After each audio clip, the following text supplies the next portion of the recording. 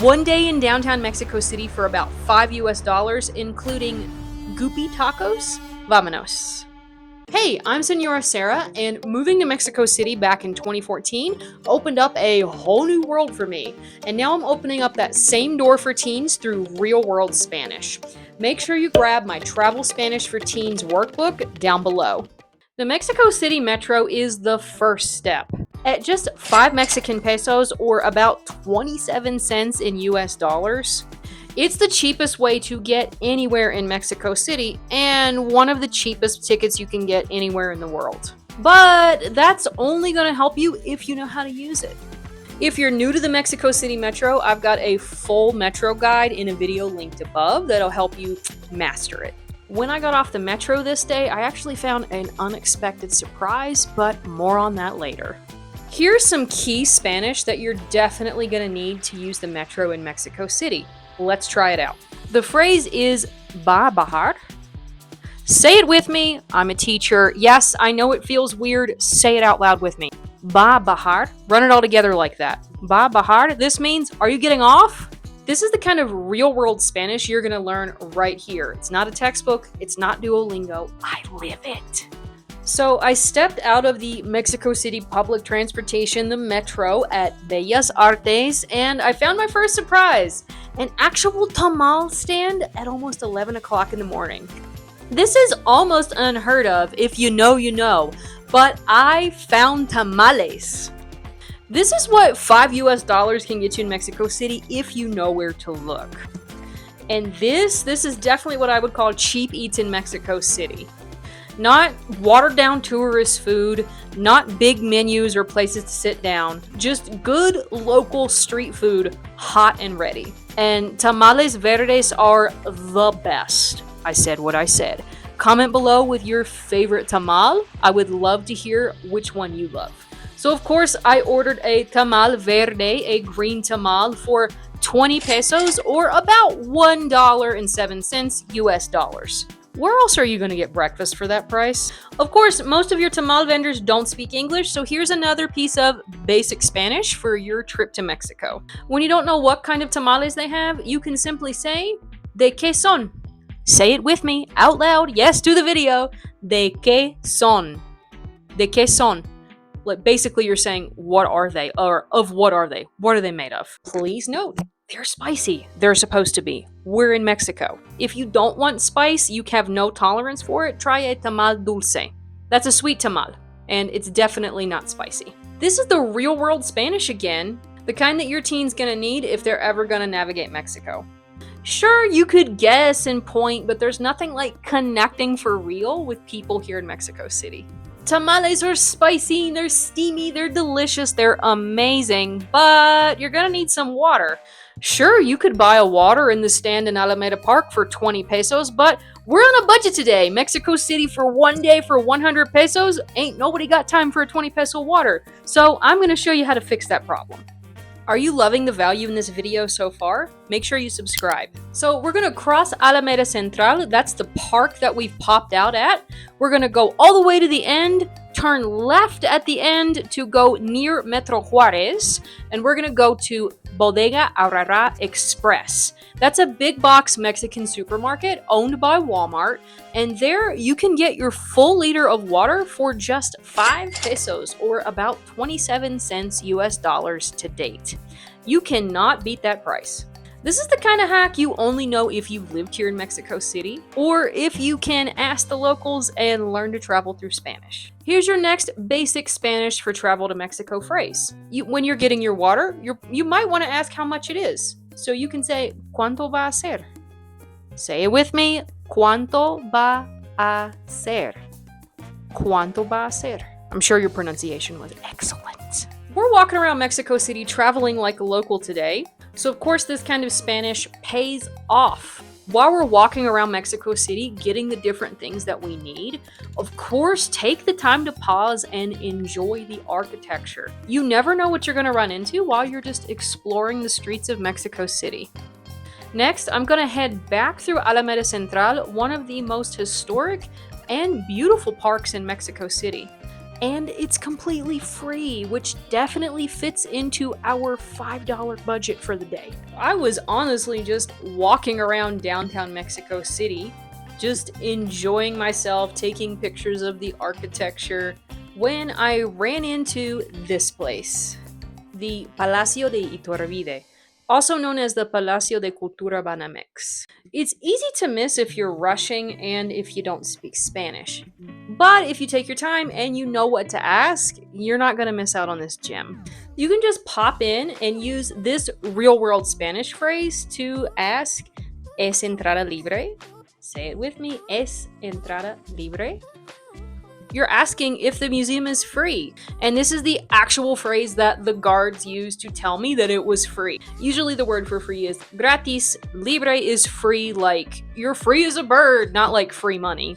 But yes, this is a full art museum in a colonial Spanish building for absolutely free. And at this point in your trip around downtown Mexico City, you're probably going to want to take a seat in a quiet and cool place. So pop into the Palacio de Iturbide to check out some of the free artwork. At the time of this filming, the exhibit was all about the artist Miguel Covarrubias, and I really enjoyed getting to see some of his art firsthand and learning a little bit more about this artist. If you happen to speak a little more Spanish, there are free guided tours of the Palacio de Iturbide. This is the kind of stuff you miss if you're just waltzing around like a non-Spanish speaking tourist, and the kind of things that you are not going to miss anymore. After all of this walking, admiring, and adventuring, I was getting hungry again, and we're going to pop in for a real quick treat, probably something familiar to you. Yes, don't come at me, I'm going to Mickey D's. I'm going to Mickey D's and I'm getting my 15 peso ice cream cone. This is not just an ice cream cone though, although I do love the Mickey D's ice cream cone, okay? This is strategic. You're going to probably need to go to the bathroom, and there's no such thing as a free bathroom in Mexico unless you know what to do. We're going to hop into Mickey D's, take a seat, collect yourself, put on some more sunscreen, and go to the bathroom for free because you purchased something at McDonald's. When you're coming to Mexico City, there is no way you can visit without having tacos. And we're going to get some tacos that are questionable. We have to check these out because some people online were saying they are, and I quote, goopy. We have to see. Just steps from Zócalo, from the heartbeat and the soul of Mexico City, you can find Tacos de Canasta Los Especiales. This is a small little hole-in-the-wall restaurant. There's always a line out the door. You know it's good if there's a line of locals out the door. But don't worry, it moves quick. There are 4 different flavors of these tacos. They're called tacos de canasta or basket tacos because they're usually sold in baskets. People will sell them around on street corners in a basket on a bicycle around Mexico City. But this is an actual little restaurant. I encourage you to get your tacos to go because it is a very cramped and crowded restaurant. And as you're about to see, it's almost impossible to find a seat. However, real street taco culture is like that. You typically don't find a seat in the place. There's too many people, which is a good thing. That means they're good. So we're gonna get our tacos, and you're gonna wanna say this phrase for some real-world travel Spanish to help you out. Para llevar. Say it with me. Para llevar. Para llevar. This means to go. You definitely want to get your tacos to go, as I mentioned. And in just a minute, we're actually going to take our tacos to sit in Zócalo, one of the coolest places in Mexico City, and I'm going to review them for you on screen. Okay, we found a seat here in Zócalo, kind of on a curb. Yeah. And these are the tacos de canasta. Now, you can't really tell what they are by looking at them. I mean, the flavors, but I got one of each, uno de cada sabor, one of each flavor, because I want to test each one for you today. To me, I mean, this looks like a decent amount of food. They're pretty full tacos, but I am going to take a bite of each one. I actually already did. They're decent, so let's go. All right, I'm going to do my best to decipher what these are. There was beans, chicharrón. That's like they take the pork skin and cook it. It's delicious. I think there's chicharrón in salsa verde, so the same thing in salsa verde, and potato with chorizo. I think they all sounded good to me. So They're also very messy. So let's try to be graceful. That's not my forte. This one looks like chicharron, so I already took a bite. I already put guacamole on it. Here we go. Yep, it's good. Like I said, they are greasy, but it's delicious. This one, I don't know. I mean, look, you can't fully tell what the filling is there. Here we go. Guacamole's good. Hola. Little girl's watching me. Okay. That tastes good. I can't tell you if it's which chicharron that is. This one is definitely the potato one. Let's see if you can get in there. You can see that. All right. They're falling apart on me, guys. Here we go.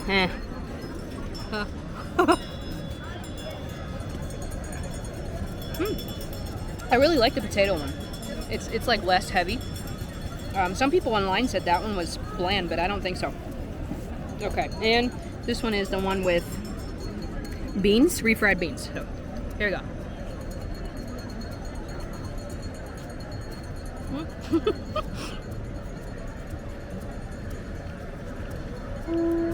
It's delicious too. I actually prefer the potato and the refried bean. I'm not a vegetarian, but I don't know, they just taste better to me. I think the one with the meat is just a little too strong. But anyway, yeah, this was 9 pesos each, so 36 pesos for these tacos.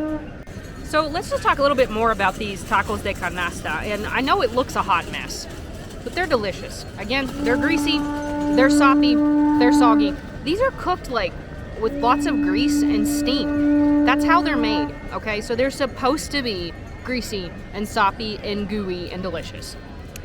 So there are people online I saw complaining like, "No, they're too greasy or they're too soft and mushy." They're supposed to be. It's tacos de canasta. Let's be a little bit culturally aware. This is what this is, and it's still delicious. I mean, come on. We're gonna head to Zocalo. Vámonos. Zocalo is more than a city square. It is center stage, or the heartbeat of Mexico City.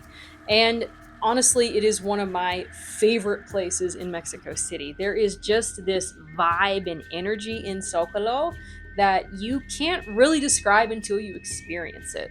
The place is just dripping with history. There have been emperors crowned, empires overthrown and made here, countless protests, concerts, festivals, shows. There is always something going on in Zocalo. You'll almost always find Aztec dancers here, sometimes with their drum beats, which sound really cool, performing their rituals and dances going back hundreds of years. On this particular day, there were some huge replicas of some pre-Hispanic sculptures, some of which you can find inside the Templo Mayor Museum, which I review in this other video. The Templo Mayor Museum is definitely worth a visit. It does not quite fit into a 100 peso budget today because the ticket to get in currently costs about 100 pesos. But if you want to splurge a little bit, bump up your budget and definitely go in. I encourage you to get in a little bit early. On one side of Zocalo, we have the Palacio Nacional, the seat of the Mexican federal government. And on the other side, we have the Catedral Metropolitana, the Metropolitan Cathedral. It's the largest cathedral in the Americas, and it was built from the ruins of Tenochtitlan. It's definitely worth popping in for a visit if you're into that. We're not going to do that today, but it's free as well. You could spend all day doing free stuff in downtown Mexico City.